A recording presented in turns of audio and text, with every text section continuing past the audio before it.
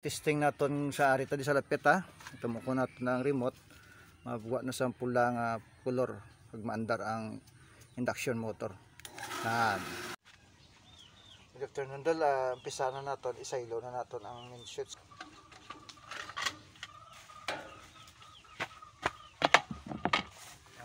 Kita mo dol, plies na lang, okay naman. 8mm yung fix screw. Talagang lang plies na ginamit. Hindi na matatanggal yung isang wire. Talaga sira na. Putulin na lang natin to. Kaya wala tayo magawa pag to dahil palitan na to pag kasunod masira siya kasi nakasira sa kanya sa tubig ng ulan. Yan ang sinasabi ko kaya talagang pag mababad sa ulan masisira talaga.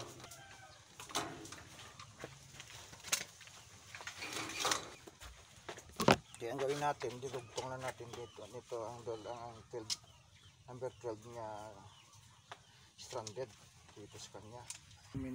Barangay, walang kapantayan. Kasi wala tayo doon pang pang clip sa wire Kaya ang ginagamit natin pang clip plies.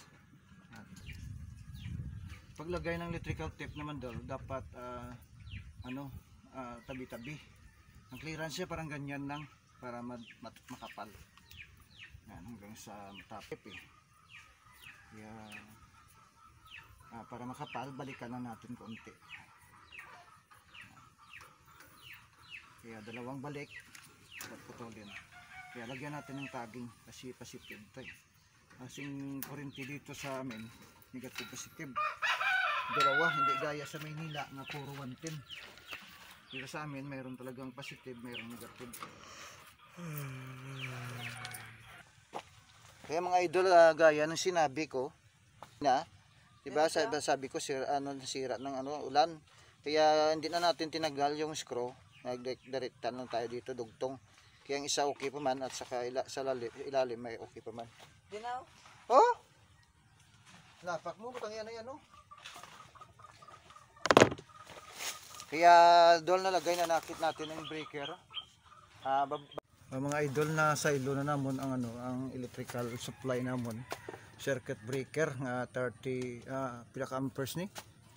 20 amperes para sa motor sa tubig, motor sa tubig na sabunan kay para hindi siya mabasa. Madali ba? Tapos nag-install kami dol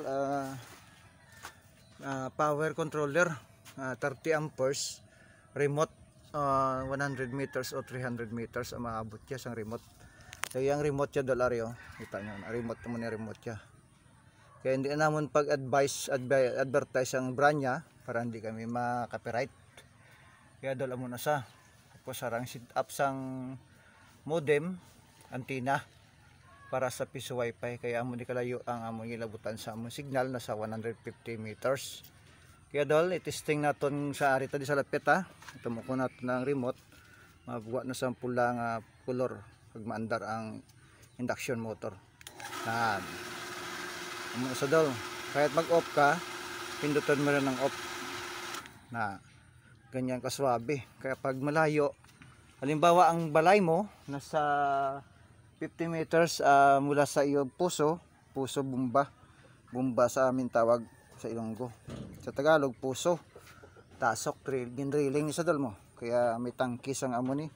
Muni kadako ang tangki yan, nasa SP 120. Ibig sabihin, gallon. Tapos ang PSI, 140 PSI. O warning yan, pat hindi ka maglagpas sa 140 PSI. Kaya muna sa dal ka safety. Kaya bisan hindi na ako din magadto sa site, gamiton ko lang ang remote. Power remote sa 150 meters, 100 meters o 300 kaya niya. Kaya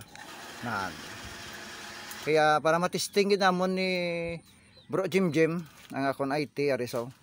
Bro, tubangan ay IT ko na dol lara. I-connect pa ni namon dol sa wifi para mas safety pagid sa kasi may antenna ni sang wifi di sa amon nga tangkis tubig as babaw. So to na ato ang antenna dol.